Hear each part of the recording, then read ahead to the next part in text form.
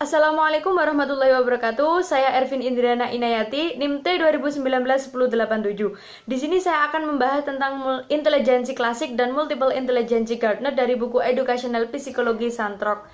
Di mana intelijensi atau kecerdasan yaitu suatu kemampuan untuk memecahkan masalah melalui adaptasi yang diperoleh dari pengalaman seseorang atau individu. Di mana karakteristik dari kecerdasan ini meliputi kreativitas dan kemampuan seorang individu, di mana kecerdasan ini tidak dapat diukur secara langsung melalui fisik seseorang, namun harus diukur dengan tes kecerdasan atau IQ, di mana tes IQ ini terdiri dari dua, yaitu tes secara individu dan secara kelompok, di mana tes secara individu ini terdiri dari 30 soal meliputi menyentuh, menggambar, dan mengidentifikasi konsep abstrak, di mana ini kemudian dikembangkan lagi menjadi konsep usia mental, di mana usia mental dibagi usia kronologi dikali 100. Jika usia mental sama dengan usia kronologi, maka IQ seseorang 100. Dan jika usia mental kurang dari usia kronologi, maka IQ seseorang kurang dari 100. Dan tes secara kelompok ini lebih ekonomis daripada tes secara individu.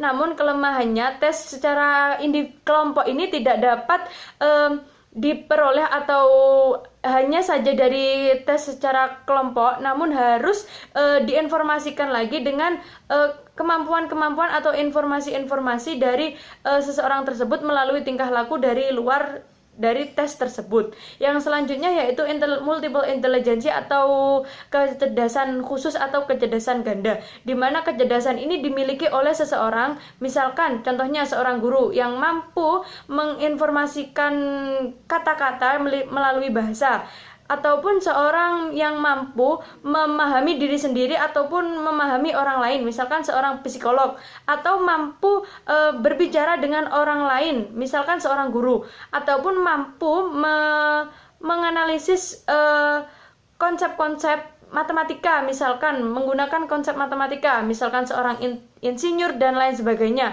ataupun orang yang mampu menerapkan konsep 3 dimensi, misalkan seorang pelukis, seorang yang pandai ahli ukir, ataupun seorang ahli bedah, ataupun orang yang mampu menangkap nada, menangkap irama, ritme.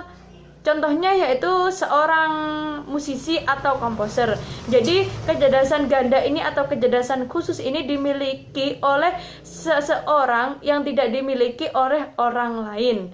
Contohnya profesi, misalkan itu adalah kecerdasan khusus yang dimiliki oleh seseorang yang telah memiliki profesi itu sendiri, dan itu tidak dimiliki oleh orang lain. Sekian dari saya, kurang lebihnya mohon maaf. Wassalamualaikum warahmatullahi wabarakatuh.